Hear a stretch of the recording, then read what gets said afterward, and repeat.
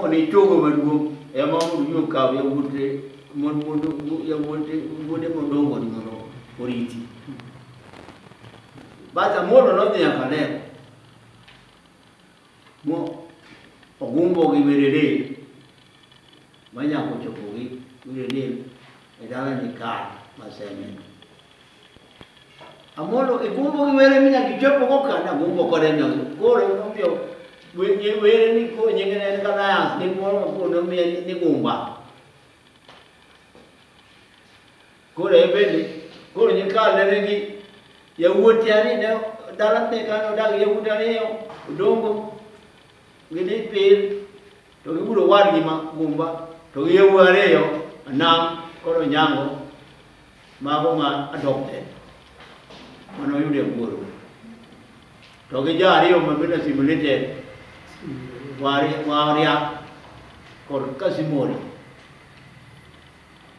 to nyalo woro ni kiromo gi kasimori to wani anja Seme kasimori en ka ni ke no dake dala mi uni Seme kino mo jaka ana kada jako luje kada jagi jako nyango to ko ni enda Seme to ko wani ngi Seme ko nyango nene gi no jako mingi nying mo matiso mo machielo ana ko nyango ko ne ni kalo mi ngi malu yutike ko me ni ko lunje samoro gi mo ni ko nyi Seme mano nyos ko hin mana ko ni ti technical tindemu ko ri ko kulunje pero nyango ona na to kuro mo ko ja ko nyango to ko wa ja ko nyango ne ja kulunje ni ke mane ni mo donge mo ngi ni gen du ko no si mo dongo mana ni ni ka wawari abedi nu wala Seme wawari ko mane ka Seme ubi ya wote di pil udongo togi gumba togi jok moko ma menane ya wi mano kwanyo gi bago da Seme gi kendo gi jona kanam gi ko nyango Seme te kendo in total to simori to yo kade pero kendi ni ke ne gido kada to iwanya ko moro to gi mudo nyako no ko ngeni bi nywandore ko ro gi kendi jo ka gumba mo war gi di pe to kendo si mori go ni ko luje ite gi kendo to goro ni ka mo ja ko ro o Alego moro ne ila bobiro ni kwayo ne edala ne Seme ka ko kaka nyali mamolo manoke lo were ni delni ne nya ko mo le wodo ma bete le ore ke chuo ma de ko ku kini ko ni kal bena ni nyari ni ko yang ngamu jakpata ni ko ni ila ni numa bija molo ni mo duni dia ko de ni ila ko no mia molo yi to fe mia molo yi mo ni ka ko le ni ko aguli didagi ulu watu wa magomba makula na sen miyo kama dagi ko unge to mulu nito Seme kadero gini kal e mano tiro dagi mo nyoro go wili makwari te jo mulu ni Seme ko we kume to ni ka ngane no te ngane gomba ni mano tiro dagi mo nyoro go we Seme ko we koro miyo gin jo ne por bidong gin jo ka gomba gin jere ngene mo be ko mantie ai kaka jo machon kani kao wadu tiro modi ya wodi okiwe no komba atira no ni kale ta kume kuna reme mo okeno da kunya mohango una atonya dweto ni no nyolo ya wareyo gombo nyolo ya wareyo wimo kwongo ochako kongo gudu mare wimo areyo to otowe kaponi e moko nyondo chak gombo juango e joka teme ka tieno Como yo no quiero llamar una quiero llameña. To como, pero yo le voy a Río, ni hombre va a huir maduo, tu vere, huir matima lo van a lo que llamen una abog yo como. Ananie, vere, mo wan como, mane kwara. Korengi ni wan Seme, wan ikudong. Kuna mana punya kuda mengenai soal nyanza siaya mo. Tapi jadi tu moko par ni kudung ni jago dong ni mima ngamati rumo ni kuen ni lah.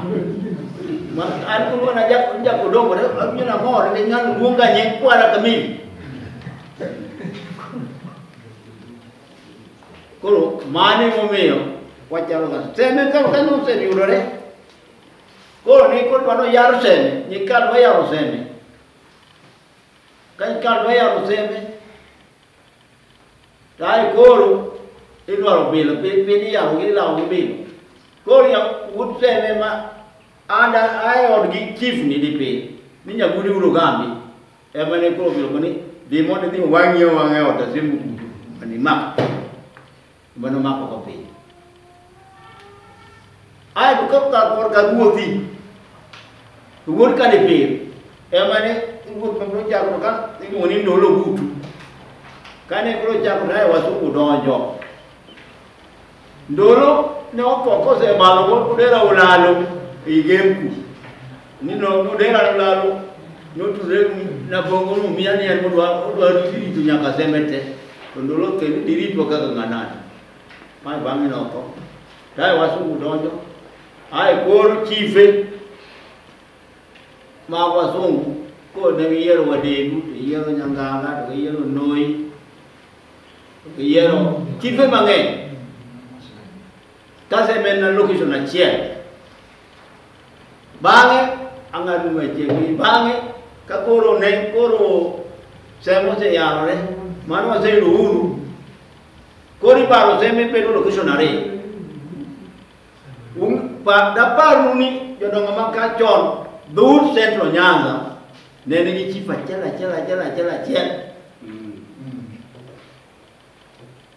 Keno ikan tu bica ne kelas angwen. Bagi panenya kaoli, nyaka samia nyaka panyala nene centro Nyanza.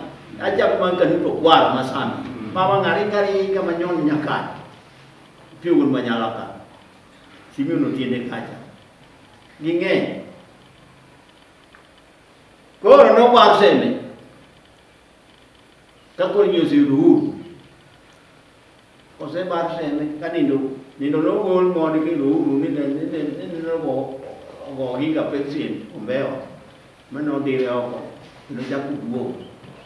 No lo pro duo. Kagu kiri ko duduk jago. Kolo Kano duo. Kolo no vero chief. Dai kolo no kan Seme kolo ibaro per chief areo. Tu kakak Seme kagumba ni kadepe. Ginowe. Tu keno kita gibe. O kita kanyumada. Kino ayo kadepe lo kena korgi yorgi. Tu keno ayo kagumba pe mna yorgi. Gijo mo mengi, o gam mo mengi no. Mo gini mo bomu mede gini. Ngede. Bini gida mo yorgi. Kore manene koro buro di moyal pangarot. Yo mo pangarot ta bujo bukolen. Kaya mo yali burani koro semua bar di bare nang. Emai koro ka koro pun aya. Yo mo ko chife medonari. Koro o nyamu hiro di rone tiyo kaka. Community development. Eno kita ma konyiri kini. Manyo wala kanya lu kende. Koro apna ene makoro o baro Seme ene mo bar de Seme. Mo mi asero per luci pare ene chip mana leo a Seme. Ene no nego chip o tipo ni no meno se towe. Ene ko wan ko ne. Mane ka tu cha. Kawan dipende mo ko ma ni Seme. Penjwa, waikore, wayie koro mana duoko. Nyinga iluongo nu Alfred Odhiambo Odeda, an awuod Ugenya. Korwa nambira South Location. Jo Ugenya kaka ng'eyo ne gidonjo e Ugenya ka ma wuo maduong' e Ugenya en jaboro niluonge na Anam, wuod boro maduong'. Ae to luwe kod ng'at miluongo nu Puny e Ugenya ka. Ae tiluwe kod wuo miluongo ni Ger, to nyinge ni iluongo ni Waljak e nyinge. To koro Ger mare mano Ger kodono emi iluonge ni Jaka Ger. Koro mago yawuot Ugenya adek madongo, maluwe tiluongo ni Nyamuot wuod Ugenya, ma chogo tiluongo no ng'ane Nyamuot yawo mar adek. Koro Deje mago yawuot Ugenya. Koro modak e Ugenya ka tok gin yawuot Ugenya, gin jodak modak e Ugenya. Mang'eyo gin jo Kamrembo modak e Ugenya, jo Kamlwang' modak e Ugenya, jo Nzoya miluongo ni gini jo Sranga mago odak e Ugenya ka, kod Kanywa bende odak e Ugenya. Mago mang'eyo modak e Ugenya, to gonyo gin jo Ugenya. Ang'eyo mana lweny mar jo Ugenya kod Alego miluongo ni gini jothurk tao got ma jong'iya mane mang'eyo. Kane gikedo lweny no to ne jogem siro gi gan kop en owadgi Ragenya. Nyinga iluongo Margaret Adhiambo Madede, atedo Kager ma Kanyango.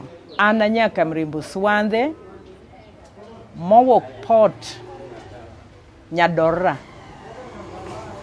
Kwa wok Nyadorra to wabiro Kamrimbo Swandhe Masranga kai e tie nam ka kuka anindo Kagal. Kanyo kane wabire, badwa moro nochako wuok Kamrimbo Swandhe odhi Ukwala. Jo Kamrimbo moko nowuok Ukwala bodhi Kamrimbo Udira. Kagiwuok Kamrimbo Udira, jomoko nodhi nyaka Masiro, ne wakere nyaka Magoya Rambula, mano Kamrimbo Swandhe. Kwa wuok kanyo wabiro wantiere nyaka Migori, wantiere Kamrimbo. Atieko.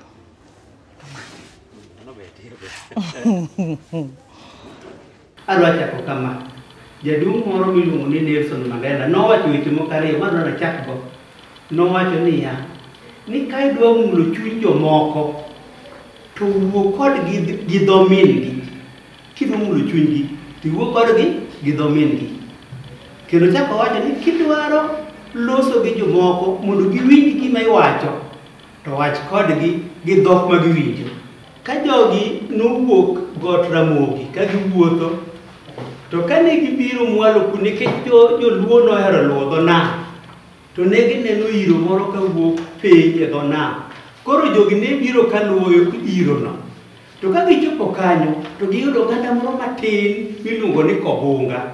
To Kobunga gino ne tamogi dhi e dho nam kanyo, ne gisindo gidonjo kanyo. Koro dho nam nyaka kawuono iluongo nosindo.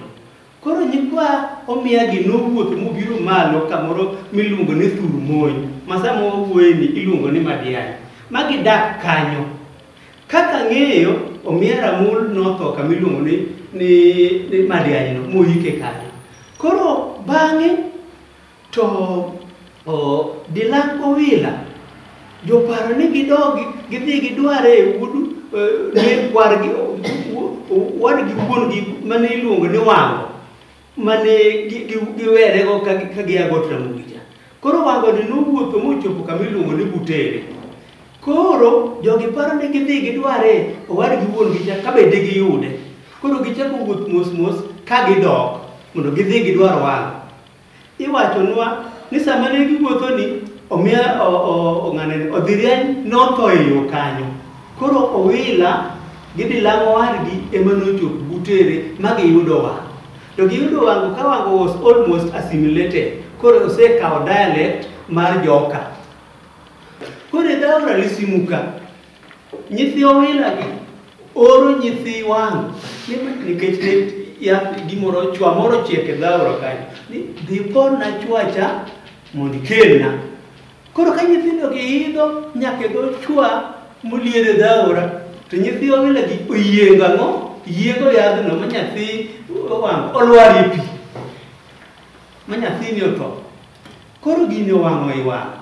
Koro wang' oluongo bura. To kar oluongo bura ka jogi be dwaro ga ni mondo oyudi kaka dang yadh Owila nikech Owila thagogi.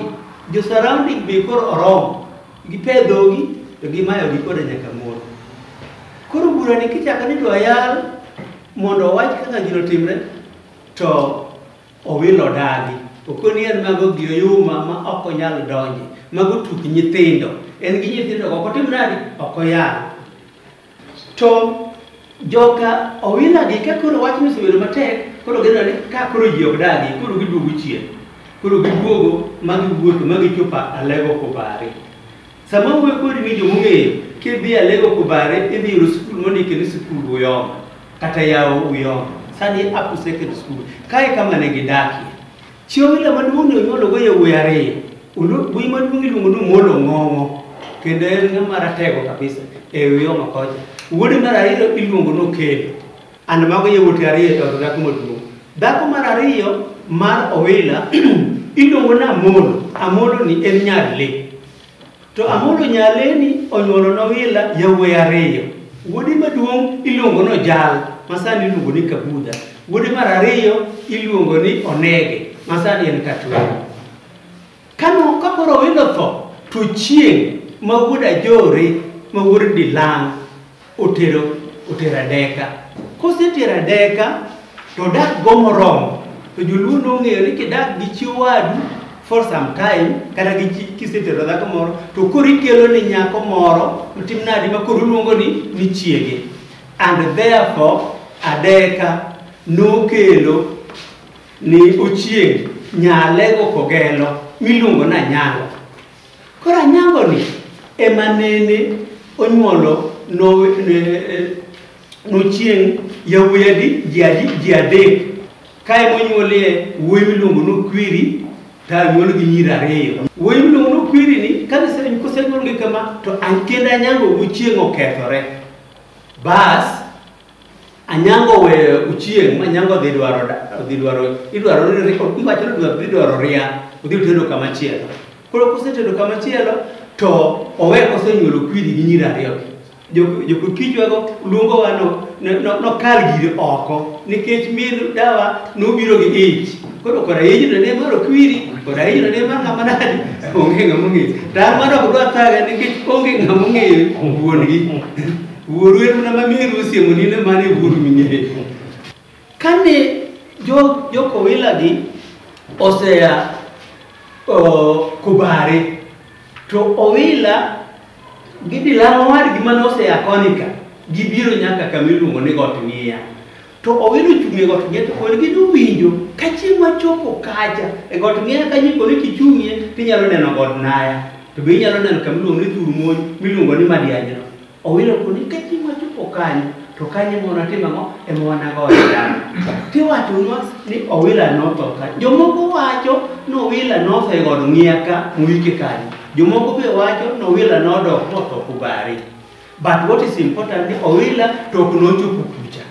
Koro wuod wadgi ma wuod Ajore miluongo ni Tinda nokawo kidi mar liendo Owila moting'o.